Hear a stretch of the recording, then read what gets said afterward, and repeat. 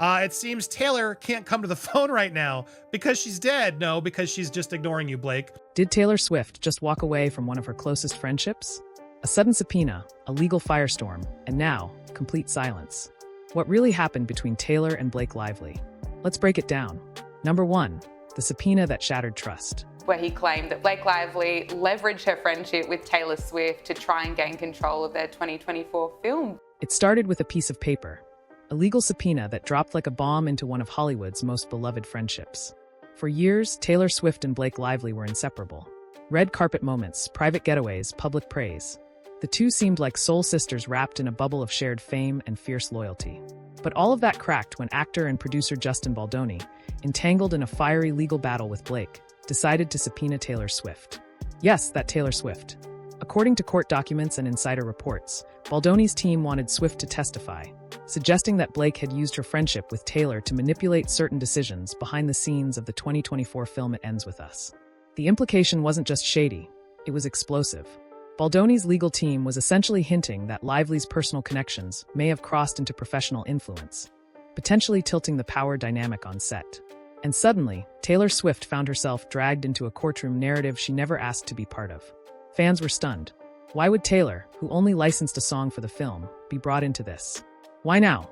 Swift's team moved fast, publicly distancing her from the drama. They clarified that Taylor had zero involvement in the movie's production, didn't consult on casting, and had nothing to do with the alleged incidents between Lively and Baldoni. The message was clear: Taylor wanted out. But even though the subpoena was dropped days later, the damage had already been done. Behind the scenes, sources say Taylor was blindsided. Not just by Baldoni, but by the fact that her name, her reputation, was entangled in such a volatile legal mess.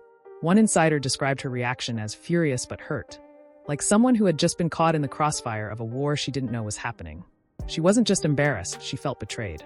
And that sting wasn't easy to shake. For someone like Swift, who is notoriously careful about public image and loyalty, this was more than just a legal footnote. It was personal. It was emotional. It was a breach of trust that couldn't be smoothed over with a simple text or call. And while Lively never publicly commented on Taylor's involvement, or lack thereof, the silence spoke louder than any denial. But things were only just beginning to unravel.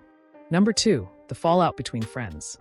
Swift has reportedly iced her pal out, feeling betrayed and exploited by Lively, as she should. Nobody wants to be labeled their dragon. After the subpoena dust settled, something even more telling happened: silence.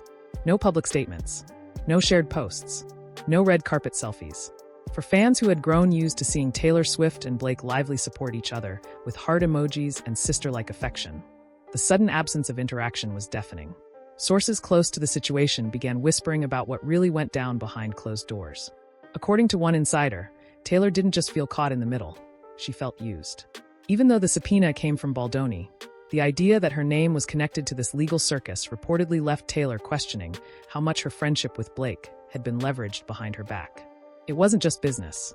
It felt personal. Imagine trusting someone for years, inviting them into your private world, sharing secrets, birthdays, even Thanksgiving dinners. Then one day, you wake up to find yourself named in a lawsuit. Not because you did anything wrong, but because of your association with someone you thought would protect you. That's the kind of betrayal that doesn't just sting, it leaves a scar. Reports surfaced that Swift went into radio silence after the subpoena incident. No calls, no texts, just space. One source described it as a cooling-off period, but others hinted that Taylor was deeply shaken by the optics of it all. Being roped into someone else's legal drama, especially one involving such serious accusations, was a line she never expected to be crossed, especially not by someone she once considered family. And for Blake, the silence must have felt like a sudden chill in a once warm friendship. Some believe she tried to reach out, but by then, the damage was already done. Others say Blake was so consumed with her own legal battle, she didn't even realize how badly Taylor had been impacted until it was too late. What makes this even more heartbreaking is the contrast. Just months before the drama exploded, Swift and Lively were seen laughing together at public events, with Blake even making a surprise appearance during one of Taylor's Eras tour dates. From those high-profile displays of friendship to complete and total silence, it felt like watching a friendship evaporate in real time. And fans? They noticed. The Swifties and Blake stans started comparing social media activity, looking for clues, dissecting every like and follow. But nothing concrete came forward, just quiet. Painful, complicated, unresolved quiet. And just when it seemed like things couldn't get more tense, the legal battle itself took a shocking new turn. Number 3, the legal battle intensifies. It was a risky move by Blake, I think, to weaponise her friendship with Taylor in this way and sort of... While the world was still speculating about the friendship fallout, the courtroom drama between Blake Lively and Justin Baldoni was just heating up. And it wasn't pretty. What began as a quiet behind-the-scenes dispute over creative control quickly turned into a full-blown legal brawl with reputations on the line and millions at stake. In December 2024, Blake filed a bombshell lawsuit against Baldoni, alleging serious misconduct during the production of It Ends With Us. According to her legal team, Baldoni had created a hostile work environment and crossed boundaries that made her feel unsafe. These were not light claims. They shook the film industry and sparked a media frenzy. It wasn't just about one set, one disagreement, or one film anymore. It was about trust, power, and professional accountability in Hollywood. But Baldoni didn't stay silent. He came back with a massive $400 million countersuit, accusing Blake of defamation and what his team described as a calculated effort to destroy his career. His legal documents alleged that Blake, along with her husband Ryan Reynolds and their longtime publicist, had engaged in an orchestrated campaign to ruin him, both in the press and in the boardroom. It was now a war of two stories, each more shocking than the last. And somewhere in the middle, Taylor Swift. Not directly involved, but undeniably impacted. Even though she wasn't a central figure in the case, Taylor's brief connection through the subpoena brought even more media heat to a situation already boiling over. Her name drew headlines, headlines drew attention, and attention drew speculation. Suddenly, Taylor wasn't just a bystander. She was seen as a potential witness, a possible ally, or a quiet player in a much larger power struggle. The legal fight between Lively and Baldoni became more than just a personal feud. It exposed cracks in how power and influence operate in Hollywood. It blurred the lines between friendship and business, between public image and private pain. And for Taylor, watching this unfold from the sidelines was more than uncomfortable. It was potentially dangerous. One wrong move, one misunderstood comment or public appearance, could pull her deeper into the chaos. For someone as careful and calculated as Taylor Swift, that was a nightmare scenario. But as explosive as the legal claims were, they weren't the only battle playing out. Because while the lawyers fought in court, another war was quietly unfolding, this time in the media. And it was just as brutal. Number 4, the public relations war. They say she sent these long, groveling emails trying to explain herself to Taylor Swift. While Blake Lively and Justin Baldoni's legal teams battled it out in court, another war was unfolding in full view of the public. One just as strategic, just as ruthless, and possibly even more damaging, the PR war. In today's Hollywood, the courtroom isn't the only place reputations are made or destroyed. The real fight often happens in the headlines, on social media, and in the whispers that spread like wildfire. Both camps knew this, and neither was willing to back down. Blake's team moved quickly to frame her as the courageous truth teller, a woman standing up for herself in an industry that often punishes silence and rewards complicity. Carefully crafted statements painted her as someone who had reached her breaking point after years of dealing with inappropriate behavior behind closed doors.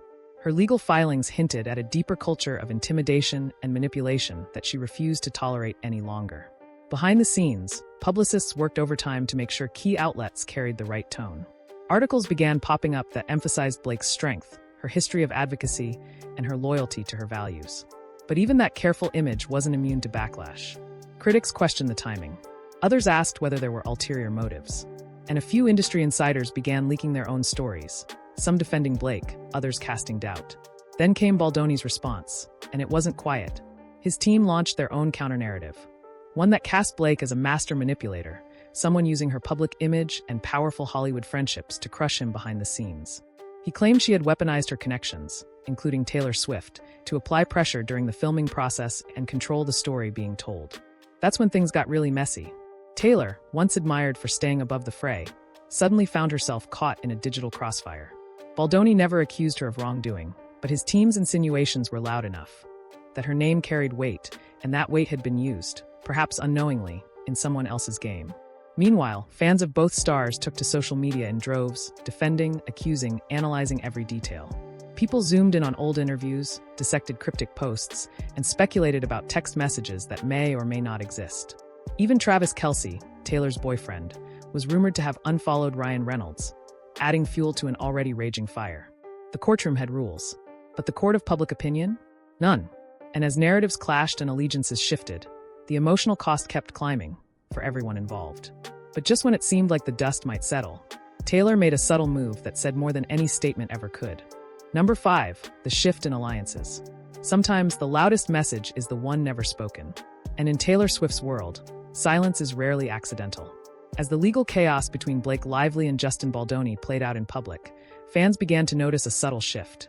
One that didn't involve courtrooms or press releases, but carefully chosen company. Taylor, known for her tightly knit inner circle, started showing up with new faces, and noticeably without one of her most iconic best friends. Enter Dakota Johnson.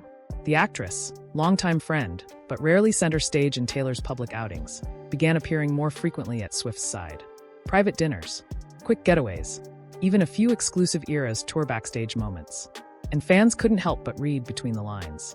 Was Dakota quietly stepping into the space Blake once held? It didn't stop there. Online sleuths picked up on a subtle unfollow. Travis Kelce, Taylor's boyfriend, allegedly unfollowed Ryan Reynolds, Blake's husband, on social media. It was a small digital gesture, but in today's hyper-connected culture, that's practically a billboard. Followers speculated, was this a coordinated distancing? A message of solidarity? Or just coincidence? What made it all the more intriguing was Taylor's calculated silence. No clarifications, no denials, no cryptic Instagram captions to throw fans off the scent. It was the kind of quiet that speaks volumes. For someone like Taylor, whose entire brand is built on emotional intelligence, sharp lyricism, and calculated public image, every move is a chess piece. And in this case, those pieces were shifting quickly. People who once stood front row at concerts were now nowhere to be seen. Public shout-outs were replaced by polite distance. And while Swift has always protected her private life fiercely, she's also mastered the art of saying just enough, without saying anything at all. Behind the scenes, insiders say Taylor felt deeply burned by the subpoena incident. Not just because it dragged her name into a messy legal battle, but because it disrupted her peace, her trust, her image. And for someone who's been betrayed by powerful figures before, that was enough to prompt a major reset. Friendships, especially under the spotlight, are fragile. And once the thread of trust is pulled, it doesn't take much for the whole fabric to unravel. But as Taylor was rebuilding her inner circle, and the public scrambled to interpret her every move, one thing was clear. Something had shifted. And for Blake, that shift may have been the final fracture. Still, what Taylor did next wasn't loud, dramatic, or confrontational. It was personal, and it revealed just how deeply this had affected her. Number 6, the emotional toll. By the time the subpoena was dropped and the headlines began to fade, the damage wasn't just legal, it was emotional. And for Taylor Swift, someone who thrives on connection, loyalty, and creative sanctuary, the emotional fallout of this entire ordeal may have been the hardest part to navigate. Insiders close to Swift say she was relieved when the subpoena was officially withdrawn, but that relief came with a heavy cost. It wasn't just about legal boundaries or name protection. It was about trust. That unspoken contract between friends where you believe, no matter what, they'll keep you out of the fire. This time, she got burned. Taylor's inner circle has always been carefully curated. Not out of ego, but necessity. After years of public betrayals, media feuds, and career-defining controversies, she learned the hard way that not everyone deserves backstage access to her life. So when someone like Blake Lively, a friend who had been there through album releases, romantic milestones, and major career moments, suddenly became the source of so much unwanted attention and personal risk, it cut deeper than most people realized. One source said Taylor felt emotionally ambushed, not just by the subpoena, but by how quickly her world was forced to shift. She reportedly had to field crisis meetings with her legal team, publicist, and close advisors, just to manage something she didn't start and never agreed to be part of. And for a woman who famously processes her emotions through songwriting and story, this was an event that left no stage to stand on. No performance, no lyrics, just real-life pain. What's more heartbreaking, Taylor hasn't publicly addressed the situation at all. Not on stage, not in interviews, not even in subtle lyric teases. And for Swifties, that silence has become its own form of grief. A quiet recognition that something serious happened, something that likely won't be wrapped up in a neat bow or catchy chorus. Fans close to the situation point out that Swift's overall demeanor has changed in recent months. She's more selective about public appearances. Her Instagram has gone from playful to curated.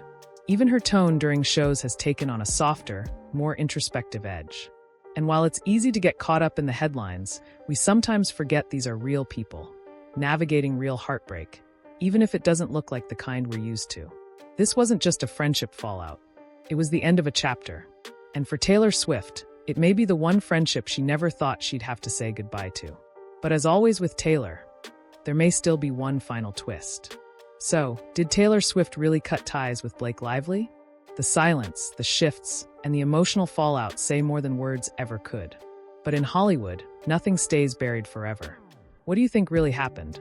Let us know below.